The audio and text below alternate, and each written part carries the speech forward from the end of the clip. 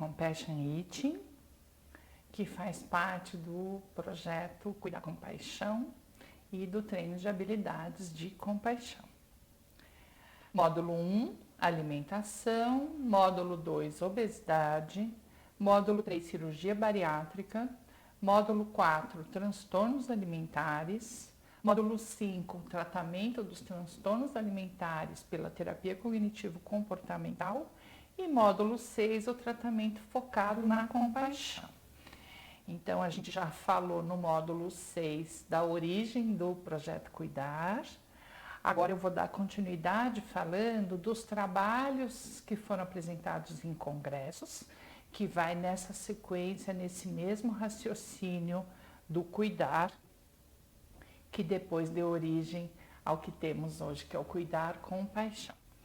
Então, a participação no Congresso CBTC, o Congresso Brasileiro de Terapias Cognitivas, na sua 7ª edição, que foi realizado lá em Maceió, no Nordeste, essa cidade linda, em 2009. Que trabalho que eu levei para esse congresso? O privilégio de ter uma coautoria com o professor Oscar Gonçalves, e isso foi via e-mail, obviamente, lá em 2009, e foi baseado num livro e num trabalho, né, do próprio Oscar, que eu tive o privilégio de conhecer em 2008, num evento em Florianópolis, no ICTC, a psicopatologia e a psicoterapia pela ótica da psicoterapia cognitiva narrativa. Então, o professor Oscar é o professor que criou a psicoterapia cognitiva narrativa e esse trabalho foi desenvolvido ao longo de 2008 e aí no ano seguinte, em 2009, eu levei essa apresentação no congresso.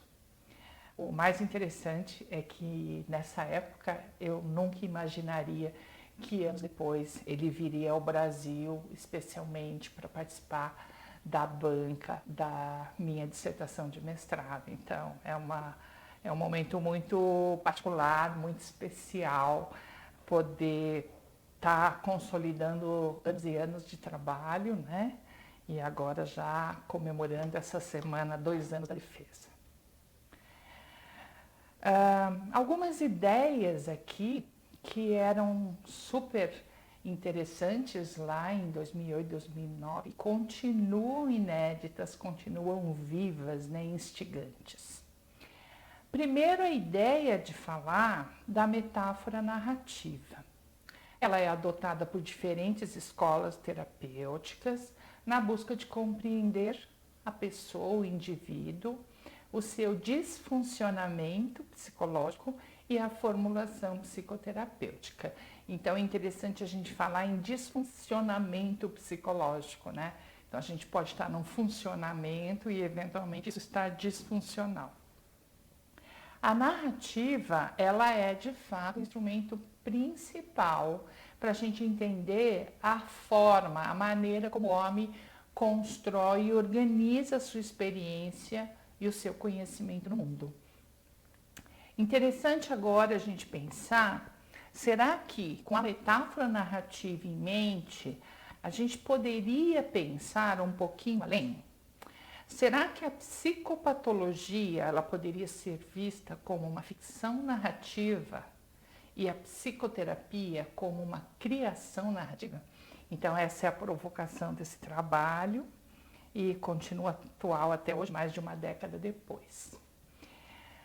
Um pouco de história para a gente entender o que é a psicopatologia, que é um conceito que cresceu ao redor da histeria, e algumas pessoas viam a histeria como um produto da imaginação, enquanto outros fabulavam sobre a sua etiologia biológica, né? Então, quer dizer, tinha uma causa biológica para a histeria, né? E aí, naquela época, né, para quem a gente estuda na psicologia, a hipnose, tudo o que aconteceu ali com Charcot, a própria hipnose produziria os sintomas da histeria, que seria, então, um eventual produto de mecanismo de ideação.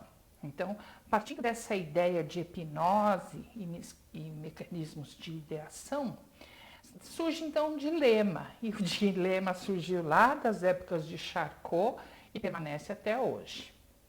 As doenças psicopatológicas não eram verdadeiramente uma doença. Ou era uma doença sem doença, ou era uma doença que residia unicamente nos sintomas físicos ou psicológicos que a ideação produzia. Ou talvez a dificuldade da gente separar o factual do ficcional em psicopatologia se explique na curiosa instabilidade nos sistemas diagnósticos. Então é interessante a gente ter um olhar crítico em relação ao que é considerado a Bíblia da psiquiatria, das psicopatologias, que é o próprio DSM, como a gente já explicou antes, né? Será então que a gente poderia estar pensando nessa ideia? Será que tudo de psicopatologia não é verdadeiramente uma doença? Será? Então vamos lá. A primeira versão do DSM, hoje na sua 5ª edição, né? DSM-5, 2013, a primeira DSM-1, portanto, surgiu em 1840. E é muito interessante, né, eu nem sei se tem traduzido em português, mas eu tenho a versão do DSM-1, 2 e 3, né? Então, assim, no inglês. Então, o 3 eu sei que tem em português, mas o 1 e 2 eu nunca pesquisei isso. Mas é a classificação oficial da psiquiatria, não é? A Associação de Psiquiatria Americana lançou, editou, e aí aqui está escrito que é de fato um sistema pretensamente universal de classificação das doenças mentais, entre aspas, tá? A hipnose vai surgir como um instigador de novas psicoterapias, um modo de, por meio de sugestão, tratar a doença da sugestão. A hipnose é um meio de sugestão, certo? Assim, nasce a psicoterapia como uma criação narrativa para resolver os problemas das ficções narrativas do paciente. Então, se ele está alucinando, se ele está delirando, isso seria ficcional. As psicoterapias, então, historicamente, elas não nascem como uma cura, no sentido estrito da palavra cura. Mas a verdade é que as próprias patologias a que se dirigiam a curar, também elas não eram uma doença no sentido estrito da palavra doença. Será que isso então explicaria como a psicoterapia rapidamente se ramificou numa incomparável produção criativa? Em menos de 100 anos, mais de 500 tipos distintos de psicoterapias foram criadas. Hoje, com certeza, a gente tem, talvez, dentro do escopo do oficial, né, com instituições e sociedades, com certeza muito mais de 500, talvez a gente esteja beirando 1000. Qual a discussão? Né? Então, aqui tem uma tabelinha que na época não tinha DSM-5 ainda, e é interessante porque a previsão de publicação do DSM-5 era 2012 e acabou sendo 2013, e o número de páginas, né, também tinha uma previsão. E é interessante pensar, né, que o DSM ele veio sempre em algarismo romano. Então, 1, 2, 3, o 3 com R, porque saiu uma revisão do 3. Depois veio o DSM-4 e aí veio o DSM-4-TR, que aí era mais uma revisão. E aí aqui na tabelinha está o DSM-5 com o número romano, 5, que é o V, né? E aí a gente vê até hoje, né, em 2020, tantos anos depois do lançamento, muita gente ainda se refere ao DSM-5 com o algarismo romano, quando na verdade eles mudaram. Então o DSM-5 é o número mesmo, tá? DSM-5, não tem o número do algarismo romano. A discussão é que, se a gente for pensar em psicopatologias, não em pneumonia, que sempre foi pneumonia desde sempre daquele jeito, mas pensando em psicopatologia, pensando em DSM e nesse número de páginas que esse manual vai crescendo, é interessante a gente pensar que, de acordo com o indivíduo, a sociedade, a época e a cultura em que esse sujeito está inserido, Então, há a alternância de vários sistemas de representação de doenças, de classificação de doenças, e isso se entrelaça, isso coexiste. O pensamento científico e também o popular, eles escreveram ao longo da história da humanidade várias narrativas com infinitas variações. Então, de 1952, mais de 1000 páginas separam as duas edições do DSM-5 e mais de 500 psicoterapias existem desde a época de Charcot. Qual a conclusão, então? O fato da psicopatologia ser altamente ficcionável abre uma porta de esperança. Talvez, então, a psicopatologia resulte não da existência de um mecanismo interno, biológico ou psicológico, mas sim da própria construção narrativa do paciente. Então, aquilo que hoje designamos como psicoterapia na prática clínica poderá ser substituído por formas de conceber a intervenção clínica à luz do paradigma da criação. É interessante, então, essa citação do Oscar Gonçalves, que em 2008 já era maravilhosa, né? E aí a minha decisão de, desde sempre, né, estudar psicoterapia cognitiva narrativa, terapias narrativas e fazer essa harmonização focada na compaixão, vai muito no que está escrito aqui nessa frase, nessa citação do Oscar, que o objetivo da psicoterapia não é curar uma doença ou resolver um problema, mas sim expandir os processos de construção narrativa dos pacientes na direção de níveis mais sofisticados e complexos de expressão. Então, se você está num momento em que teu paciente não consegue expandir essa construção narrativa, então, pensando em psicopatologia, pensando em gravidade, em psiquiatria, ou também em outras questões clínicas, o paciente, no geral, grave, ele é monotemático. Ele fala sempre a mesma coisa, ele repete sempre a mesma coisa. E, normalmente, há uma predileção, uma preferência por um tempo verbal. Ou ele está falando tudo do passado, e aí isso envolve as ruminações, ou ele está falando tudo do futuro de uma forma muito trágica, que envolve as catastrofizações. Então, esse olhar da terapia cognitiva narrativa, ele é bem interessante. Em 2008, 2009, era absolutamente novo para mim. E hoje, quanto mais eu estudo, mais ele se torna encantador. Aqui na bibliografia tem assim, as principais referências, né, para construir esse trabalho do Congresso de 2009. Ainda continua sendo esses livros. Aqui é uma charge que na época tinha um livro do Bentham que falava sobre a psiquiatria, né? Então aqui o livro foi publicado em 2004 na Inglaterra, que o título do livro é A Loucura Explicada, Madness Explained. Então foi a partir desse livro que eu conheci essa charge aqui. Essa charge vai dizer exatamente como a gente a questão da tautologia, né? Eu defino a mesma coisa por ela mesma, o que gera uma certa confusão, né? Então, a pessoa está perguntando para o médico, né?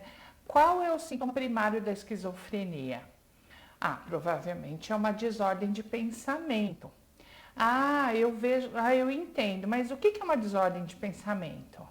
É óbvio, quando uma pessoa pensa de uma maneira desordenada porque ela tem uma fala incoerente. Mas o que é então incoerente? É fácil, é quando não há conexão, associação nas palavras que essa pessoa está usando. Tem associações fracas, frouxas. É isso? Então, quando uma pessoa está confusa e bizarra, ela faz então o que se chama de salada de palavras, word salad.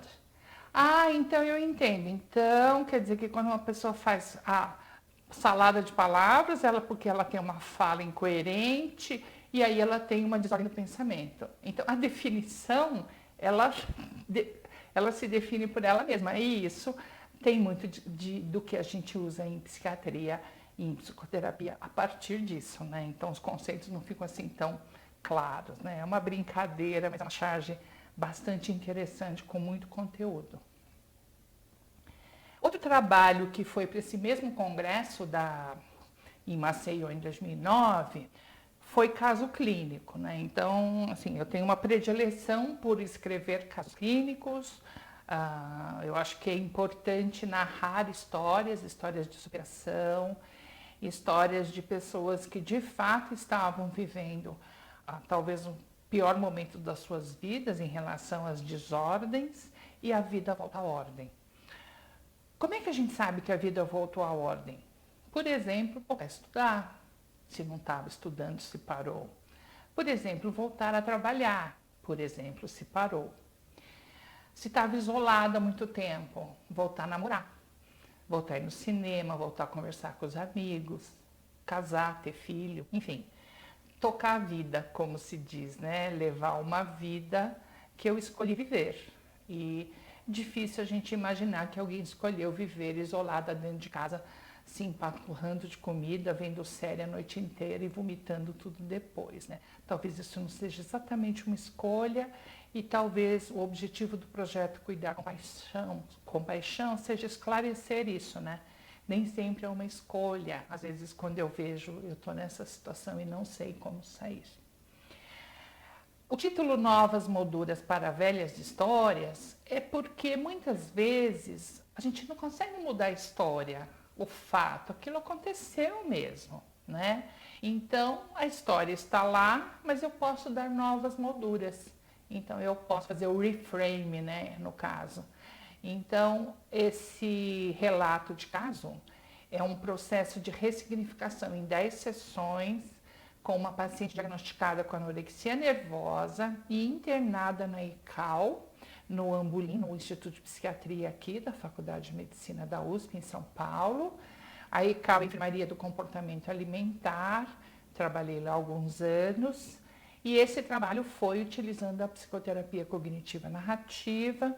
Na época, o professor Rodrigo Sampaio era o responsável ali. O orientador desse trabalho foi o Cristiano Nabuco de Abreu, também na época do Ambulim, e supervisão online com o Oscar no que se referia ao uso da psicoterapia cognitiva narrativa, especificamente num caso grave de anorexia nervosa.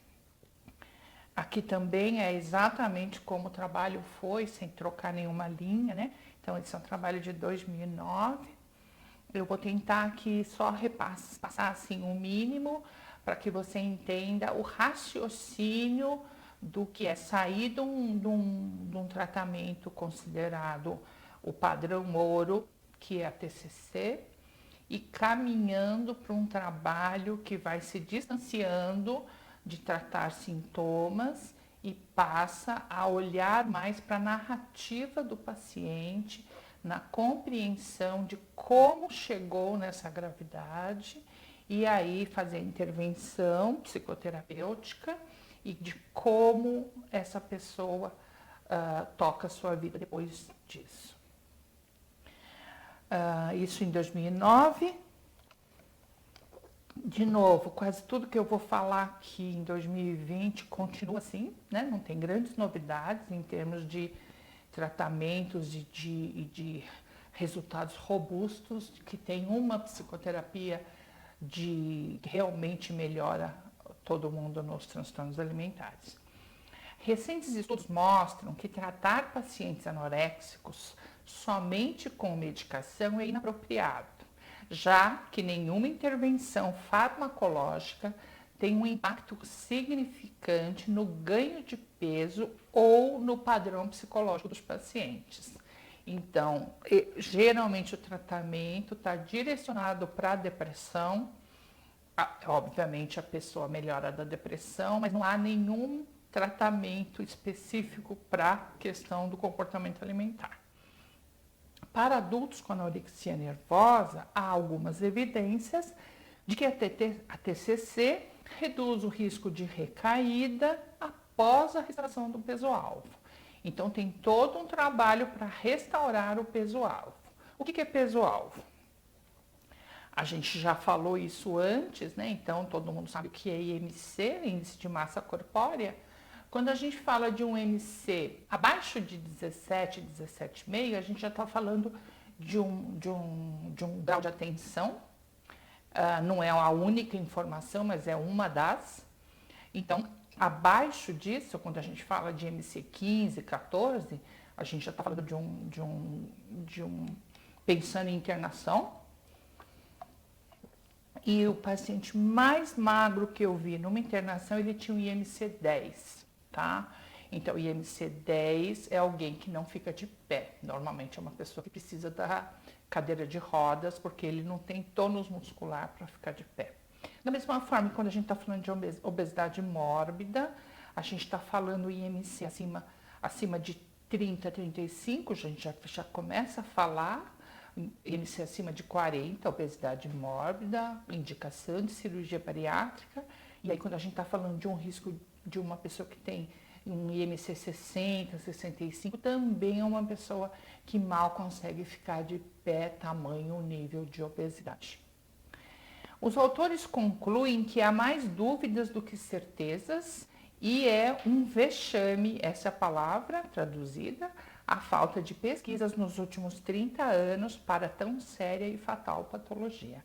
Isso em 2009, então a gente está falando de mais de 40 anos, sem ter de fato uma resposta, uma pesquisa conclusiva, né? Essa paciente que foi tratada por mim na época, ela tinha 33 anos, tinha um diagnóstico de anorexia nervosa restritiva e episódio de depressão. Ela foi internada pelo pai dela involuntariamente em janeiro de 2008, depois de tentativa de suicídio, recusa em se alimentar e automutilação. A paciente na época tinha IMC 15. Ela é solteira, caçula, mora com a mãe e irmãos numa cidade do litoral de São Paulo. O pai, cardiopata, faleceu durante a internação, então esse foi um momento bem delicado, né, da internação e do tratamento. Após 6 meses de internação, sem resposta aos medicamentos e sem resposta ao tratamento da TCC, ela iniciou o ECT, eletroconvulsoterapia, que é um dos tratamentos, né, para depressão severa. E no prontuário, ela é descrita como uma paciente monossilábica, apática e de difícil contato. Então, ela se comunicava muito pouco e ela interagia muito pouco com as colegas da internação. Aqui eu só vou trazer um resumo através dos desenhos que essa paciente fez ao longo dessa internação.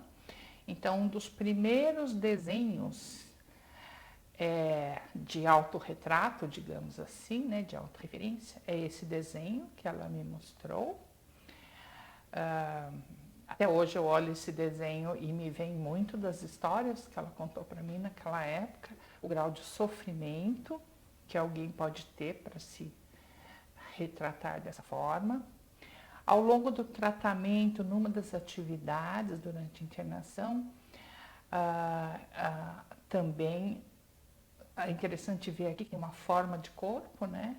A automutilação, o corte, o sangue, está muito evidente aqui.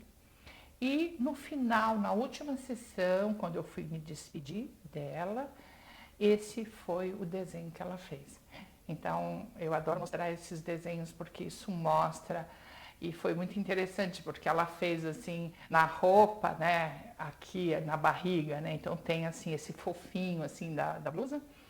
E o mais bonito que eu acho é a ideia de que é uma pessoa em movimento, né? Tem um passo aí, tem um movimento, né? Então, interessante. É uma pessoa que teve alta, né?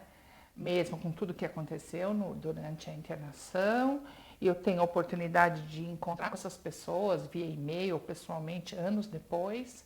e eu tive a oportunidade de encontrar com essa menina ali andando no metrô das clínicas. Eu a vi parada ali, a gente conversou mais de 10 anos depois. Então, o resultado final é dizer não o que aconteceu, mas dizer como aconteceu, né? Então, a conclusão é que na psicoterapia cognitiva narrativa, o objetivo principal não é curar uma doença, não é resolver um problema, mas sim expandir os processos de construção narrativa do paciente, levando a níveis mais sofisticados e complexos de expressão.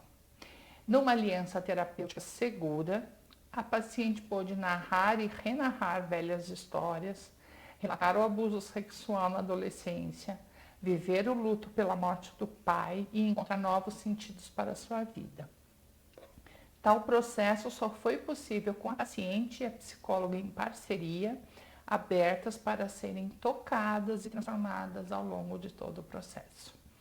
Ela teve alta, essa paciente, e um tempo depois, a mãe com um câncer importante, ela já tinha emagrecido, ela teve alta com um IMC 24, né? Então ela internou com 15, saiu com 24, já estava com IMC de risco, acho que na época 18, e ela acabou concordando com a segunda internação. Então essa é uma mudança bastante importante, né?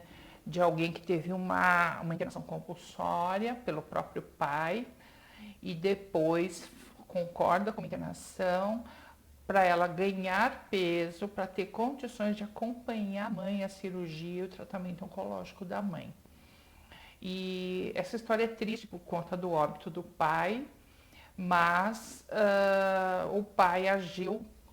Muitas vezes os pais, eles vão agir com a melhor das boas intenções. Então ele vê uma filha emagrecida, tentando suicídio, e aí vem buscar tratamento. E essa menina veio para uma consulta e acabou ficando internada 6 meses sem voltar para casa nenhuma vez. E quando ela volta, foi para o velório do pai. Então a gente tem muitas histórias sofridas, muitas histórias tristes. Por isso que a ideia do projeto Compaixão é a gente poder informar melhor, orientar melhor e, quem sabe, diminuir estigma e preconceito em relação a tudo isso.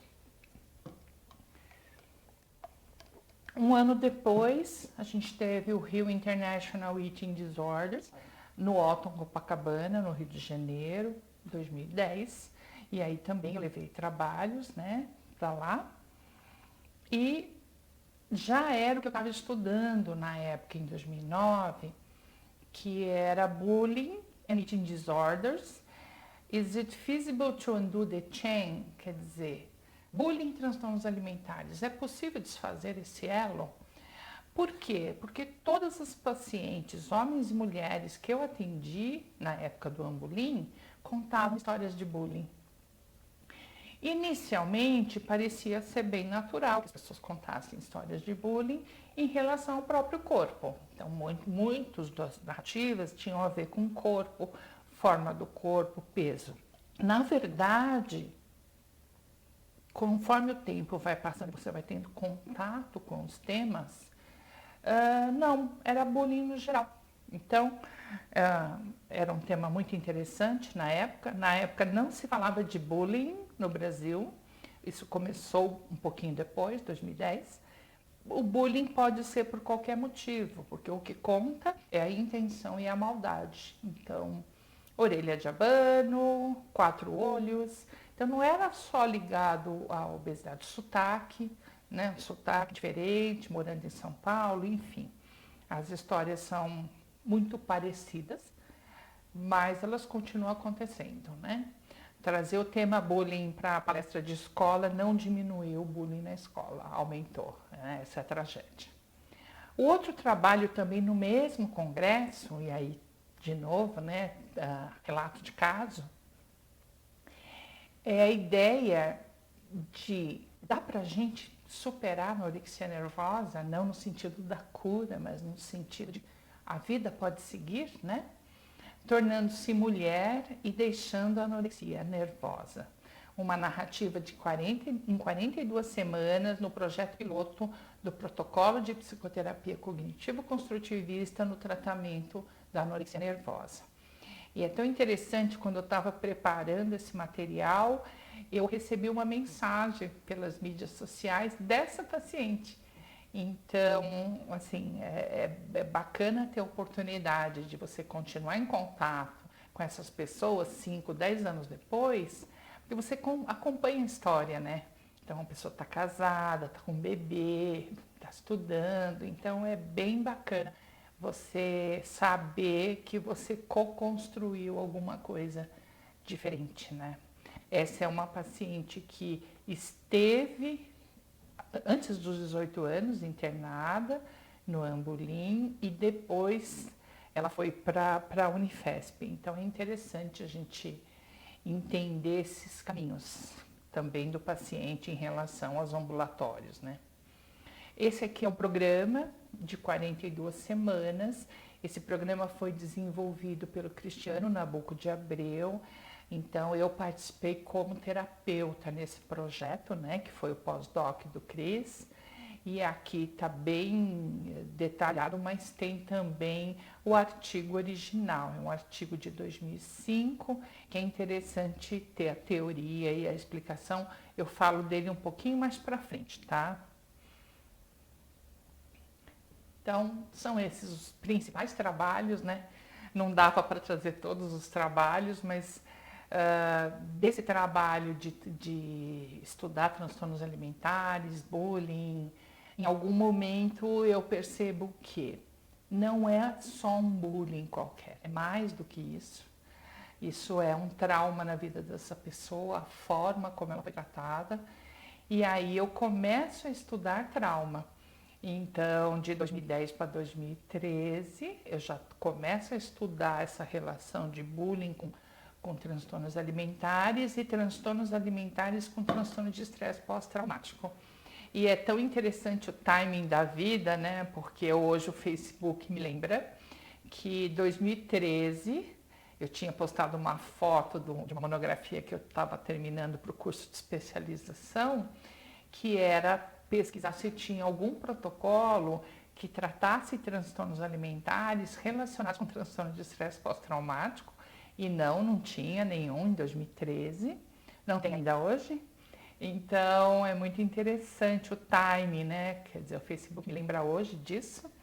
E hoje eu estou aqui gravando, resgatando o que eram ideias, sentimentos, né? Cognições a respeito desse tema tão complexo que são os transtornos alimentares, que 4 décadas de pesquisas no mundo inteiro não chega a um tratamento de fato eficaz que seja validado pela comunidade. E estamos nós aqui com Compassion It, tentando resgatar toda essa década, principalmente, de muitos estudos, de muitas reflexões, e juntando com o tema do mestrado, que é falar de estresse pós-traumático com compaixão e trazer de algum jeito todo esse conhecimento para resgatar essa outra área de estudo que é relacionada aos transtornos alimentares.